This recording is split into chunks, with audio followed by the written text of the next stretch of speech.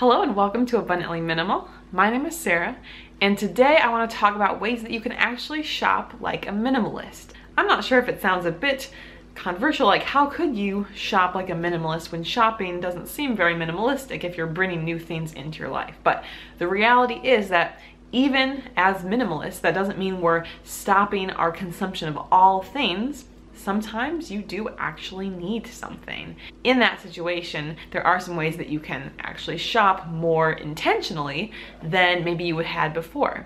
I did make a recent video that was discussing ways to prevent clutter and actually avoid shopping, but today's video is more so going to focus on what you can actually do while you are shopping to shop a lot more intentionally. So far on this channel, there's a lot of videos related to decluttering and minimalist living, but I think it's really important to kind of emphasize where, it's not trying to just live without ever buying anything again. Consumption is still a part of life, whether it's food or body care products or the occasional item for your house or wardrobe. There are ways that we can make sure our purchases are a lot more intentional.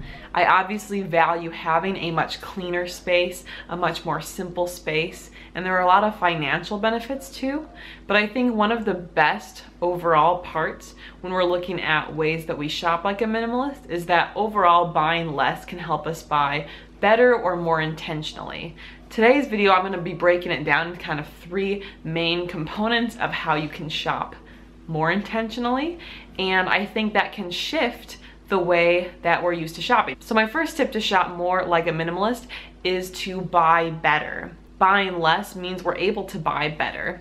Now, typically under your standard American consumerist lifestyle, someone might be purchasing something that's more on the affordable side and not be as concerned how long it's going to last.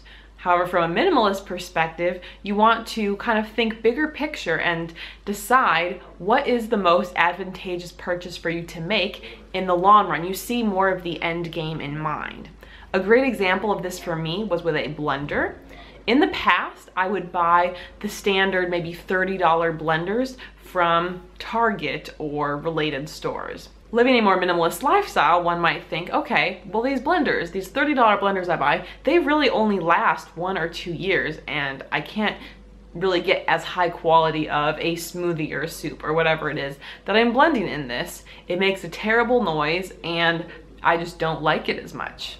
I did have one blender that surprisingly lasted a long time, but otherwise I think personally I went through 3 blenders before then I finally bought something that was much higher quality. I bought a high-speed blender, which I did get the refurbished model, which had been used like in demonstrations but like wasn't brand new. It was around $300, I believe. That was a more expensive purchase by far compared to what I had previously bought, but the fact that now 3 years later, I'm having no trouble with this blender at all, and it's delivered much higher quality results in the time since then, to me that is like the perfect example of buying better. Yes, buying better is more expensive, but when you think about in the long term, buying one higher quality item means you don't have to go out shopping and buying a replacement for the one that broke.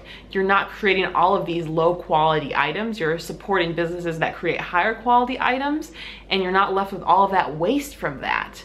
And in some cases, perhaps it can even save money.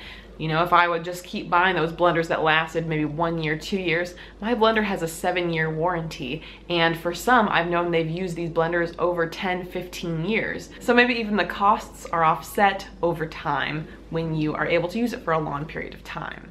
So buying better is huge. Next up, buying used or secondhand. For some, maybe they don't really like this option. I know personally this is how I end up buying most of my clothing and a lot of my items now.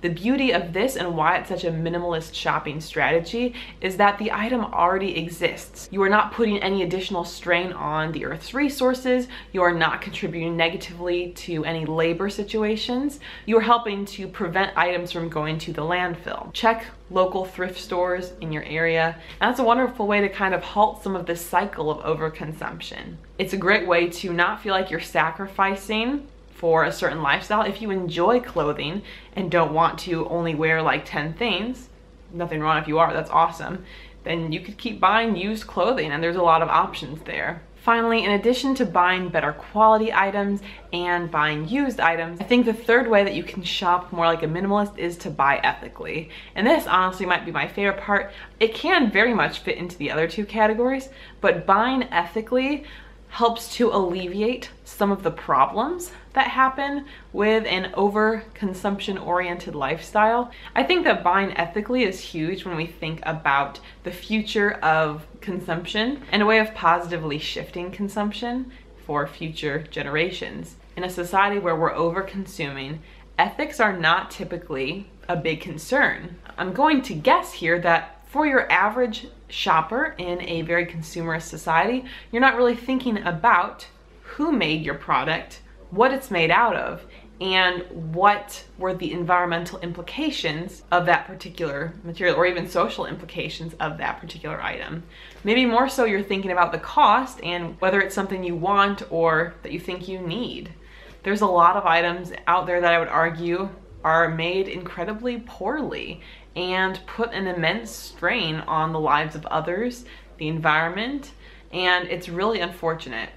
I think one of the great benefits about minimalism, especially going along with the idea of being able to buy better, since you're not purchasing as much or as often, you have the chance to do a little bit more research and find companies that you more align with and decide what kind of values that you want to shop with. Personally, for me, this is no surprise here on this channel. I feel like I mention it fairly regularly, but I'm a big environmentalist, so I want to shop in a way that's helping to protect the planet.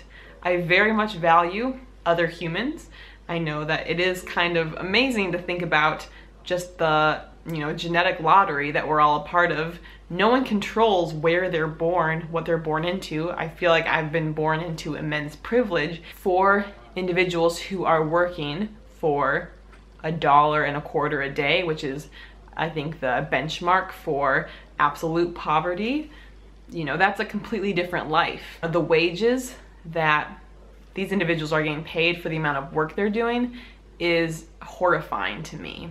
And I just can't imagine that lifestyle.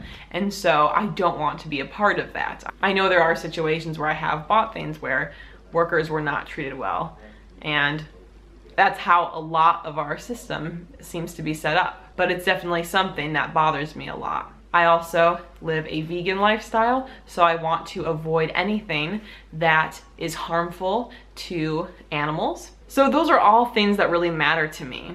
And so because of that, obviously it takes a little bit more time to do research, but I'm looking for those things. Things that when we are buying clothing, we look for are things that are organic. We might look for things that are made with a more sustainable material, obviously without animal products like I mentioned, and things that are fair trade or are paying workers a living wage.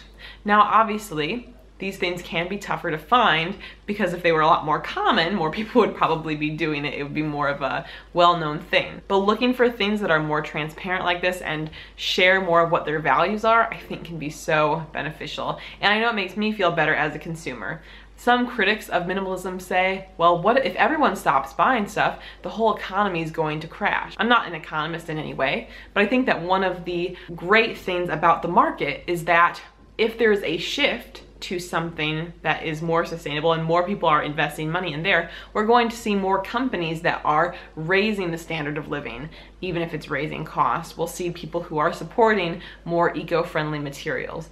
We'll see the market respond if more consumers live that way. It definitely goes back to that concept of voting with your dollars. Wherever your dollars are going, you are basically telling society, telling the market, telling those businesses, I want you to keep doing more of this. At some point in a minimalist journey, you stop having to declutter as much. Not there yet, but at some point you get to a point where you don't have to do as much of that. And instead, I think that's where the intentionality comes from. It's definitely tempting to buy something that's a lot more affordable, and maybe you feel like that is the choice. Obviously, you have to do what's best for you in your particular financial situation. Even though teaching jobs are not by any means the most well paid, we're fortunate that we can make these decisions. So even if you feel frustrated and feel like your financial situation doesn't allow you to buy more ethically or to buy better quality items, I want to encourage you that this voting with your dollar thing doesn't have to be like a perfection perfection thing. You don't have to immediately stop buying everything else and only buy the ethical, but when you have the option, I think it can kind of be gradually implemented into your life. And even if it's little things here and there, it does matter. It does add up. So thank you guys so much for watching this video. If you enjoy minimalism related content or healthy living content, I do post 3 videos per week, and I'd love to have you here as a subscriber. You can join our community. You won't miss a video. And feel free to check out any of these past videos here. I'll see you guys next time. Bye.